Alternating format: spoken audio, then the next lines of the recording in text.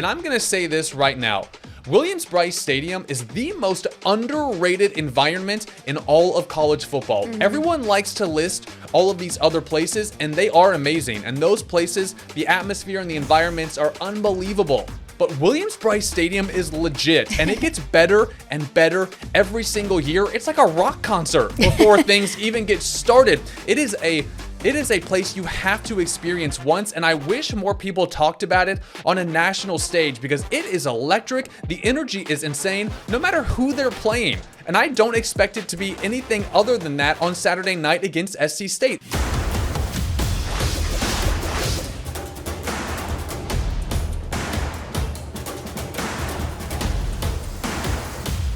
Welcome onto the sideline, everybody. I'm Matt Dowell, joined alongside Claire Foley. Today, we're back in the studio after a busy Labor Day weekend. Hope you guys enjoyed our show from Mercedes-Benz Stadium with our first kind of on-site podcast episode. If you haven't watched it yet, go check it out. We give you our initial reactions to South Carolina's opening win over Virginia Tech, but nice to be back in the air conditioning on our set. Claire, how are you? I'm still recovering from this weekend. It was a busy Labor Day. It was a lot. It was a lot. You guys took South Carolina sideline literally. Literally.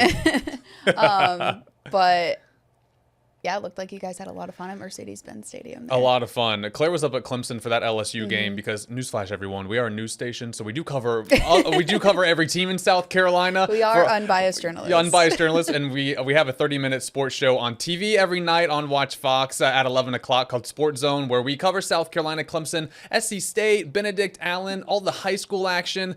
So check us out if you want to know what's going on all around the state. Here, though, we focus on the Gamecocks, and today is our official preview for South Carolina versus SC State on Saturday, which is South Carolina's home opener. And I always get excited for the home opener. You know, it's the new season, it's fresh. Sunday was interesting because it was a very different and unique way to start the season. It almost felt like a bowl game in a way, but you know, in August. So it was kind of interesting. But Claire, I'm excited to watch the Gamecocks back at Willie B. And just for you, I know obviously you were at Clemson for that big LSU showdown, and then you got to watch this game on Sunday. What were your initial thoughts that you saw from watching this game on TV? Well, I think like you said, it was a really interesting opening game. I mean, you have the storylines of Virginia Tech and South Carolina, the Beamer family. You bring it to a professional stadium at Mercedes-Benz. And like you guys said, the atmosphere there kind of was in favor of the Gamecocks. So I think it was just maybe a warm-up to what we're going to see this weekend at Williams-Brice. And I think the Gamecocks are kind of hoping that was their warm-up as well to really hit their groove on Saturday. I thought it was good for South Carolina that they were tested a little bit and they had some scoreboard pressure, but never quite felt like they were going to lose. And I think that's a good place. I think that's a good opening week. Sometimes I don't know if winning 57-0 in week one for sure does a lot for a team. Yeah. I think winning 24-11, you know, it was 10-8 there going into the fourth, and they got through it. And I think that was a good start and good for them going forward to get a little tested right away. But before we get into kind of what we're going to talk about with SC State, our game day experience for you guys that want to know what we as local journalists do on a game day, because it is not, I think a lot of times people think we just show up and get to watch the game and then we bounce. That is not the case. They are long days. They are exhausting. We do a lot of work. So, you know, take this Sunday for instance. It was a one-day trip for us. You know, we chose to do it that way so we could have Labor Day back here in Columbia.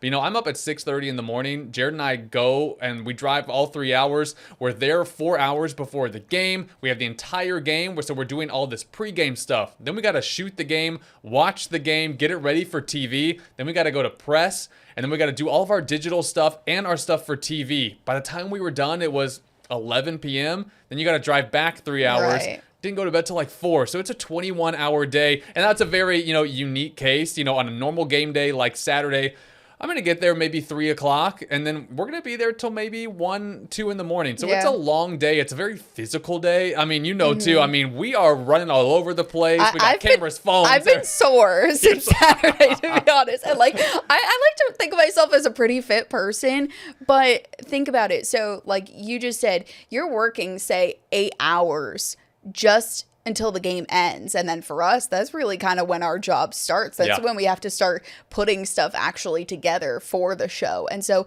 the 4-hour span of the game for us shooting the game, first of all, you're standing that whole time. Second of all, you're walking back and forth on the sidelines. And oh yeah, you're carrying like a 10-pound weight around with you that whole time, either on your shoulder filming the game or down by your side running up and down the sideline. So yeah, my back's been a little sore this week. We gotta stretch before we go to these games. It is fun, but you got to think about the digital aspect. You got to think about our TV shows, that we have to produce for. So there's a lot of elements that we have to think about as journalists. So we do get treated well. It's fun. They're so great. Everyone at South Carolina, is so great. They take care of us really well. But it's a long day, and it's going to be a long day on Saturday. But I'm excited for the home opener. So let's get into this South Carolina SC State matchup. Let's get into this game day preview. And I'm excited to see this home opener. And I love SC State.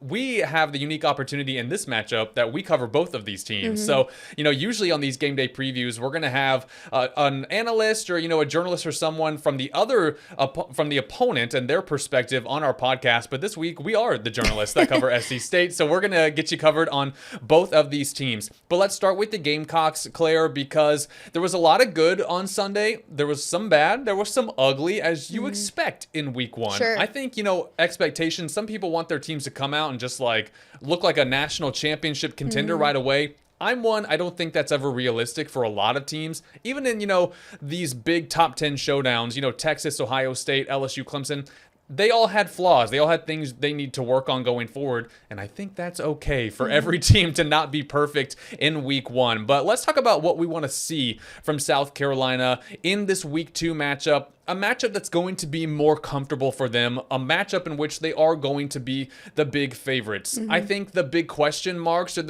maybe the most criticism South Carolina got from that first week was the offensive line. Yep, 100%. Lenore Sellers got sacked 4 times by Virginia Tech, and frankly, as the game went on, it looked like Virginia Tech was just having their way with that South Carolina O-line, who does have a lot of new pieces. So they were playing together for the first time as a unit, but I think that was the biggest flaw from South Carolina on Sunday. Yeah, absolutely. And I think that was one of the biggest question marks coming into the season. I mean, for those of us that saw the spring game, that was one of the biggest flaws we saw was the lack of protection around Lenore Sellers. And given that he is in Heisman conversations and he is so well thought of, you really need to protect him. And you look at last year when he was able to kick it into another gear in the second half of the season. He also did deal with some injuries last year, particularly with his ankle. So you really need the offensive line to start securing up there to protect their quarterback. Agreed. And when you have someone like Lenoris, not only do you have to protect him,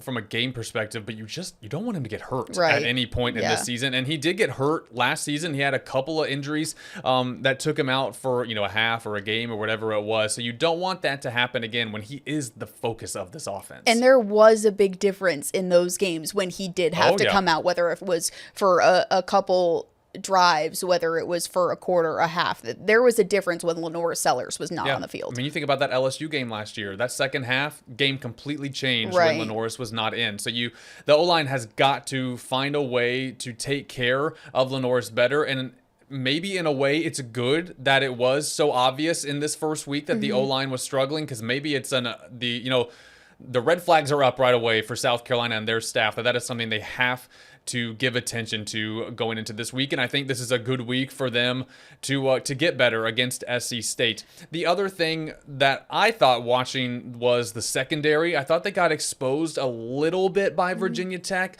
multiple times. Shout out to the defense, though, because they did not allow a Virginia Tech touchdown.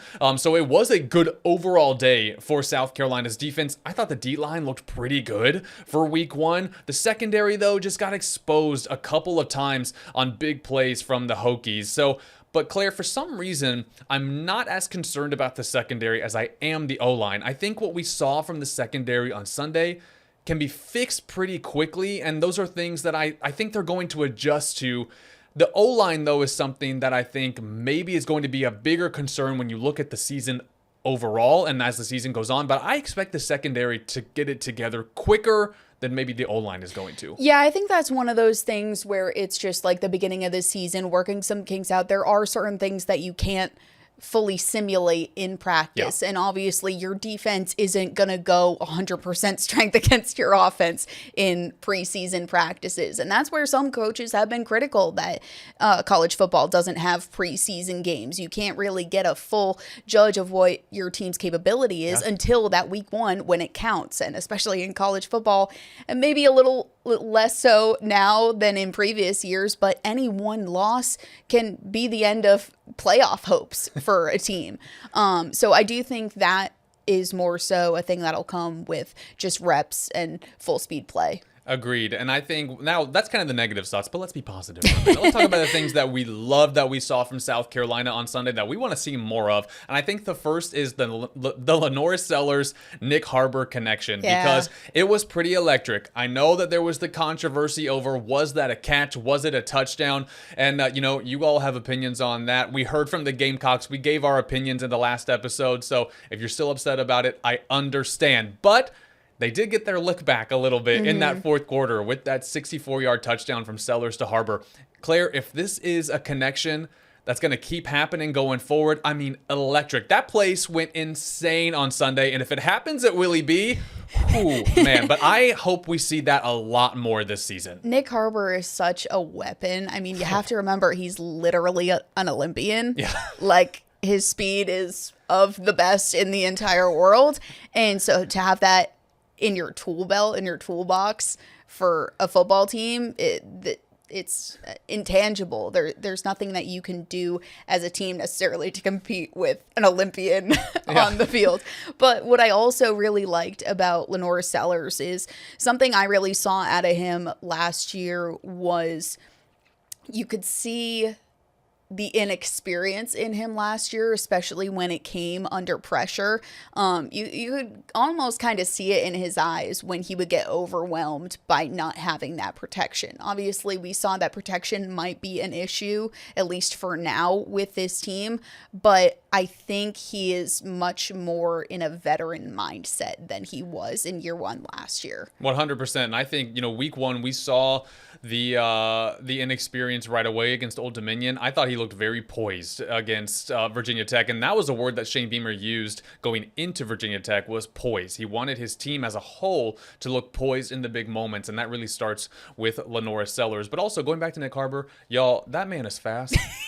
I mean, he has to slow down for these catches. Like, that's how fast he is. And I also want you all to know that is a big man. Like, he is tall, and I mean, he doesn't look like a typical wide receiver. He is a big human. So when you think of cornerbacks who have to guard him and going against him, not only do they have to try and keep up with him, just to stay in the play, he's also a big human. Like, it's unbelievable. He is a truly incredible athlete, and if he can start to get it together this season and really continue to make these plays, it is just a weapon that no one else in the country has, and I'm excited. And that was just week 1. I mean, we saw this right away. If that keeps happening this season, it is just going to be must-see TV. Yeah, because it's not just a thing where you think of like, okay, once he gets the ball, he's probably going to be able to weave through and beat out guys that way. But it's also, as soon as the ball snapped, he can just run and just, all right, Lenora, let me know where you need me to go. I'll be there.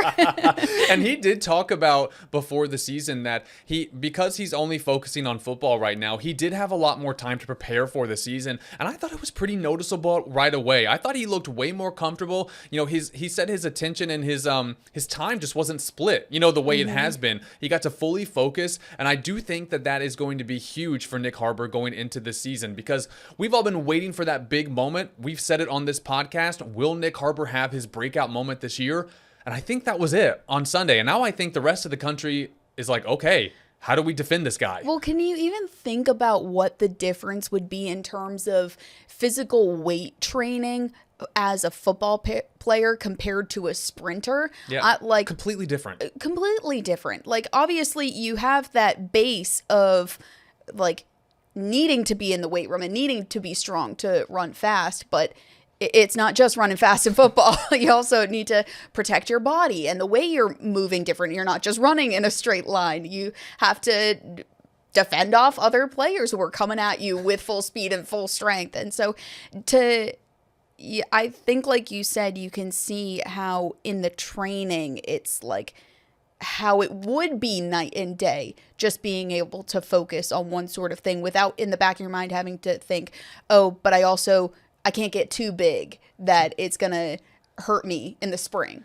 Absolutely. And afterwards, I did notice too, Nick Harbor, he had a lot of confidence about him in the press room afterwards. First of all, he did say Lenore Sellers is the best quarterback in the country. So you can tell that they have a great relationship and camaraderie, and that connection is going to be really big for them going forward this season. And he's always had confidence, but there was an assuredness to him, I thought, after the press conference that made me think, okay, he is coming to play this season. And if he and Lenore's can keep that connection going, watch out everybody else. And now when it comes to the home opener on Saturday, this game kicking off at 7 o'clock, it's going to be a primetime game for South Carolina to open the season. Sold out. Sold out. It is sold out. It's going to be packed. And honestly, we haven't even mentioned yet, South Carolina is a top 10 team going into the season. I know we like missed the headline. Sorry guys, burying the lead. South Carolina is number 10 in the country. Yes. Their highest ranking player since the 2014 preseason. I mean, I understand that other teams lost, and South Carolina moved up and, got a good win against Virginia Tech, but they are a top 10 team right now. The hype, let that sink in. Let that sink in, everyone. It's been over a decade since we have seen this high of a number next to South Carolina's name. And when you look at the beginning of their schedule, and I think that they should win these first 5 games. Yeah. They could be going a lot higher than just number 10. I think they're in a great position going forward, but they have such a huge home atmosphere. And I'm going to say this right now. Williams-Brice Stadium is the most underrated environment in all of college football. Everyone likes to list all of these other places, and they are amazing. And those places, the atmosphere and the environments are unbelievable. But Williams-Brice Stadium is legit, and it gets better and better every single year. It's like a rock concert before things even get started. It is a place you have to experience once, and I wish more people talked about it on a national stage because it is electric. The energy is insane, no matter who they're playing. And I don't expect it to be anything other than that on Saturday night against SC State. This place is going to be rocking. It's going to be packed. Everyone is going to be excited, and it's the home opener, which makes it even better. But Willie B is the place to be. And, and I think, yeah, right. And I think that we're going to see that on Saturday. It's been electric, when South Carolina has had average years. Now that they're number 10 in the country, they have all this hype. They won against a good Virginia Tech team on Sunday. Claire, it's going to be popping. Yeah, and that was something that a couple weeks ago, athletic director Jeremiah Donati was talking about. He said when he was at the SEC meetings and talking about what different programs across the SEC are doing to make their game day experience something that's exciting for all fans. They said, okay, let's look at who does it best. And he said, unsolicited, other representatives from these schools, the first thing they said is, well, there's South Carolina. So in terms of the SEC, they know what South Carolina brings to the table in terms of a game day atmosphere at Williams-Brice Stadium. I think it's just the rest of the country needs to get in on experience and what's going on here in Columbia. And I think it's one of those things where, politics are involved in every sport. And because South Carolina is not historically a blue blood program, they're just not talked about in that way. They're going to go to the other ones, again, who have great environments. But it's time to give Williams-Brice Stadium the credit that it deserves because it is amazing. It's an absolutely electric place to be. And again, no matter who they're playing, it is like that every single week. And I'm sure a lot of people in the stadium on Saturday will be getting those Apple Watch notifications of like, you're in too loud of an environment right now. Like, heck yeah, you are. Like, get louder. I want it to be louder. Well, we got to hear from the Gamecocks this week as we preview this game against SC State. And it was a normal Talkin' Tuesday. We're back in the normal routine with South Carolina. They talk every Tuesday. Shane Beamer and the players, and then the coordinators talk on Wednesdays. And then Beamer will do his Carolina calls on Thursday. Friday's high school football time, so everyone takes a break, watches some good high school football, and then it's game day on Saturday. But we had a normal talking Tuesday, and Claire, I was cracking up because the biggest headline to come out of Shane I was Beamer, like, he's on to us. The biggest headline to come out of Shane Beamer's press conference is a phrase that he says a lot. And honestly, I thought he was aware of it. I just assumed someone had told him by now. I just assumed someone in the building said, hey, do you ever realize you say as well a lot? A lot. And I have to say too, because I say to be honest all the time. That's the phrase in everyday life I say all the time. I say to be honest. And my wife's always like, what? Are you lying? Are you lying every other time? You have to clarify. But Shane Beamer's phrase is as well. And it's a thing that's been on social media for a while. Us journalists, we've noticed it for a long time. And when he acknowledged it, everyone in the room went, It's like knows. The teacher knows about like the class's inside joke that you all like tease the teacher about. I was like, oh my gosh, are we about to get in trouble? He knows we tease him about as well. And look, Shane Beamer pays attention because he knew that there was an account online that keeps track of how many he says in every press conference. Shout out Big Dave. But it was hilarious. And it was all in good fun. And then of course he's like, once he says it again, he's like, oh crap, I said it again. But hey, Shane, just talk, man. He did very well on that front as trying to catch himself. Like there were probably like, I'd say less than 10, which is good. Like usually he's close to like 20 plus. He threw in some alsos in there. Yeah, I did notice it also. I'm like, that was on purpose. But it was all in good fun. But I'm like, is this gonna be a thing now? Is it gonna be hard for Shane Beamer to do a press conference and not say as well? But it was kind of one of those unhidden spoken things that everyone knew about, and I just again assumed he knew. We should get not a swear jar, but an as well jar. Every time he says as well, he has to put a quarter in. Maybe we need to put that like on our set. But anyway, let's show you guys that moment and let you guys hear what Shane Beamer had to say when he caught himself in the middle of Tuesday's press conference. Transfers that were playing in their very first game, either at the Power 4 level or here at South Carolina. As well, so we'll definitely be better. Dang it, I know that, what's that guy on social media that counts all the as wells? I'm trying to be better today, so somebody sent me that one. I just did it too. So last one, I'm going to be cognizant of it. No more of those. I didn't realize I did that, and then I counted it. I'm like, holy crap, I do a lot of that. We had some good laughs in the press room on Tuesday because when he pointed that out, I mean, I want to tell you guys, we cackled. I mean, everyone was laughing. Shane was laughing. So it was all, again. They've had some good ones this year. Yeah. I mean, the cookies, the poop, the as well. Yeah, what's going on in the press room? But we have had some interesting things happen in the press room. And it's only the second week. So who knows what else is going to happen. But Shane Beamer is aware of as well. Let's get into the series history between these two programs, South Carolina and SC State, because Claire, these two teams are programs that have been around for a very long time. I mean, two very, very historic programs. And again, this is an FBS versus an FCS scenario, but you would think that they would have played a ton. You would think that you go back in the history books and they played 1927, 1959, like whatever, when you get the game notes and you see, wow, they played a lot of. But these two teams, Claire, have only played 3 times. Right. Ever.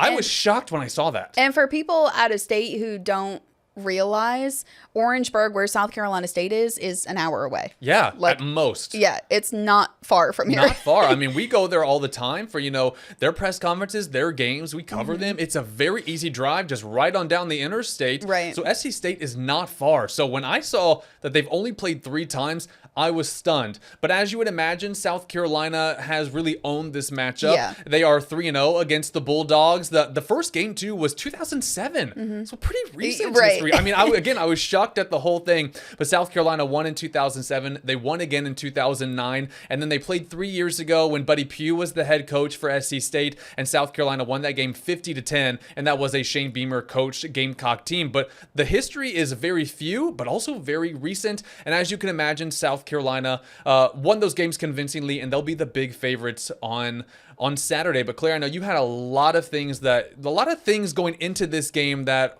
are good for the Gamecocks. Yeah, the closest margin of those 3 games was 24 points. So obviously that's in their favor. And you think about it in comparison to how they played on Saturday, they didn't allow a Virginia Tech team to score a touchdown. So it's looking pretty good on that front for them as well. But this comes from the South Carolina's game notes. which we love. We love game notes. So helpful. So this is they have a section that specifically says what a South Carolina win over SC State would mean. So it would extend the Gamecocks' regular season winning streak to 8 games. They've not lost a regular season game since coming up 2 points short against Alabama last October. So that's one. It would improve the Gamecocks to a perfect 4-0 against SC State, like we said. It would improve the Gamecocks to 48-16 in their last 64 non-conference games. It would improve the Gamecocks to 42-7 in their last 49 home games against non-conference teams. And it will also keep the Gamecocks perfect in home openers in the Shane Beamer era. Which is crazy. It's funny, too, like, you know, we cover this team and I've covered them for years, but it's funny the things you don't notice. Like when you said the home opener thing, I was like, oh, I didn't realize Shane Beamer was undefeated in home openers, but they are perfect. They get off to perfect starts at Williams-Brice Stadium. This is a good opportunity for them to do that. And we're going to get into the SC State side of this matchup in just a few minutes, but I do want to say that this team, SC State, South Carolina is the big favorite in this. But they are good. I mean, this is a good team. This isn't a team that, you know, you're like, no one's really going to take seriously. Right. This is a team, and again, I mean, I'm kind of getting into it now, but, you know, this is a team that I do think South Carolina fans should respect and should expect coming into Saturday ready to play. You know, are they the big underdogs against the Gamecocks? Yes, but they win a lot, and they have won a lot in their very short time under Chinnis Berry. And I do think this is a confident SC State team that's going to want to show the country what they're made of, even though they're not the favorite in this matchup. I was going to say, and they love to be an underdog. They do. So they do. It's nothing they're shying away from, that's for sure. Well, SC State is coached by Chinnis Berry, who was at Benedict before he was at SC State. Last year was his first year with the Bulldogs, had great success there. And I'm going to tell you guys this. I've known Chinnis Berry for a long time, since, you know, he was at Benedict. He is such a great guy. He's a great person. I've had him on our set for our TV show many, many times. He's the real deal. He's the nicest guy. He's so friendly. He's gonna get you pumped up. Like if you want like whatever you're doing that day, if you need a pep talk, Chinnis Berry is the guy to do that. So I have so much respect for Chinnis Berry, and I know Shane Beamer does as well. So at Tuesday's press conference, I asked Shane Beamer about what he's made of what Chinnis Berry has been able to do not only at SC State already, but also at Benedict, as he's now coached multiple programs in our community to tons of success. Yeah, he's just a winner. He's won everywhere that he's been, and when you're around him and you listen to him, you understand why. Like I said, when he came and spoke at our clinic, I mean, there's things that I wrote down that coaches were all thieves and steal quotes and things like that, and there's things that I stole from him when he came and spoke at our clinic, but got a lot of respect for him. I did not know him when he was here in Columbia coaching, just followed him, and then obviously I've met him now that he's been down in Orangeburg, but just a guy that understands what it takes and has a high standard, and you can watch his players play, and they get it also. And some guys, they know what it's about, and they're just winners, and that's certainly what he's been able to do at other stops and what he's doing in Orangeburg also. So there is so much respect between Shane Beamer and Chinnis Berry. And again, Chinnis Berry is he's a phenomenal coach. He is the ultimate motivator. And I know, Claire, we've both been in rooms with Chinnis Berry, and when I tell you I'm fired up and I feel like I could run through a wall. Literally. It's because Chinnis Berry's pumped me up to do that. And, I mean, you look at his resume, what is it, 2-time Coach of the Year at Benedict, undefeated seasons. You know he has something extra in him that makes him a motivator. So I'll tell a quick story. Earlier this summer, they had their media day. And so it's just outside of his office where he's doing this press conference, and media's lined up ready to hear him speak. And he's starting to talk about their mantras for this year and what their focus is going to be. And Shane Beamer kind of alluded to it, but once he starts going, he gets on it. He gets in that coaching mode. And it's just him talking to us media, but he's like really preaching it. And as I felt like I was in the locker room, and I'm like, all right, coach, I'm ready to go out this second half. Like, I will give me a helmet, give me the pads. I'm ready to go. Let's suit up. And it happens every time you talk to him. I mean, he's such a genuine person. So if you guys don't know Chinnis Berry that well, you know, if you didn't follow him at Benedict and haven't followed him that much at SC State, I do hope you pay attention this weekend to what he's been able to do, and just kind of how he is with SC State, because it is It is cool to watch. He is, as Shane Beamer said, he is a winner. And I do hope that this matchup can continue in the years to come, because it is fun when, two teams that are right down the road from each other get to face off. But that's a good segue, because we're going to take a timeout here on South Carolina sideline, and we will talk about SC State and what they're going to bring to Williams-Brice Stadium right after this. So normally on our game day previews, when we talk about the opposition for South Carolina, we're going to bring in a journalist or an analyst or someone who knows South Carolina's opponent very well. But in this case, when it is SC State coming to town on Saturday, that's us. We do cover SC State for our news station, so we do know the Bulldogs very well and what they're bringing to this matchup. And I do, like I said a little bit earlier, Claire, SC State is a team that is in their second year under Chinnis Berry, who took over from Buddy Pugh, just a legendary program, legendary coaches. So for Chinnis Berry to get that job, he's the real deal, because they're not just going to hire anybody when we talk about this historic program. And I do hope that everyone really respects SC State as a program, because the history and everything involved with them is just incredible. But Claire, in their first year, last year with Chinnis Berry, they made it all the way to the HBCU National Championship, going to the Celebration Bowl, where they did lose. But how many first-year head coaches can say that they took their team that far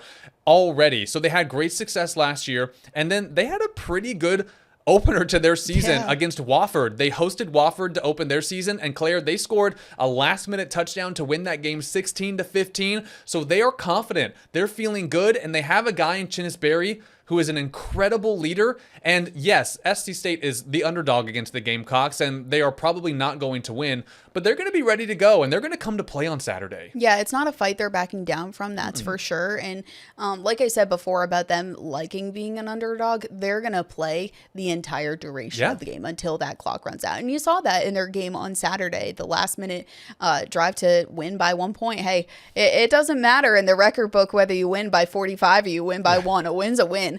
And this team is going to show up with the mindset that they are after a win. Yeah, absolutely. They want to prove themselves, on a national stage at Williams-Brice Stadium. Again, the talent disparity, I think, is going to be too much, in this game. I think we'll get into our predictions here in a little bit. South Carolina is the favorite, but I do think SC State, I don't think this is a game where they're just coming to town to, roll over, get a paycheck, whatever it is. I do think this is a team that's coming to play and show what they can do, because they have won a lot of games in the past 12 months, and I think they want to show also kind of maybe everyone else in our community what they're doing right now. Yeah, and I think it's also a kind of a talent showcase for them as well. I mean, the college landscape today, something that Chinnis Berry's staff said to me this summer is that they're not naive to the fact that a lot of times guys might go to smaller schools to try to get recognized, build up their own resume, build up their numbers so that they could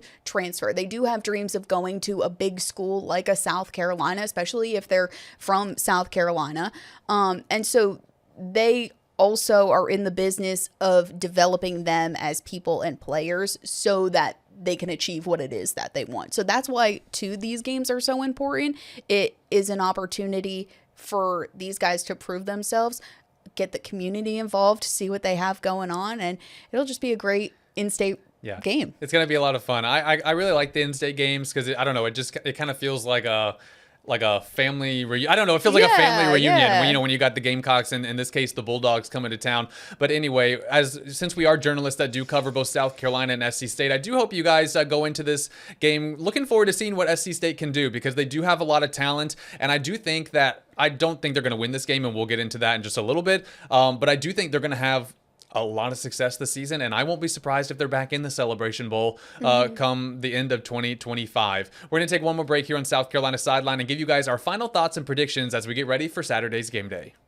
Time to wrap up our show with our final thoughts and predictions. Claire and I are cracking ourselves up because every single week we're like, okay, we're going to make this one shorter. We're going to make this one shorter. It's going to be a quick episode. But we just love sports so much that we just start yapping. And then the next thing we know, we're like, oh, dang, it's been half an hour. D1 Yappers. Maybe that should be the name of our podcast.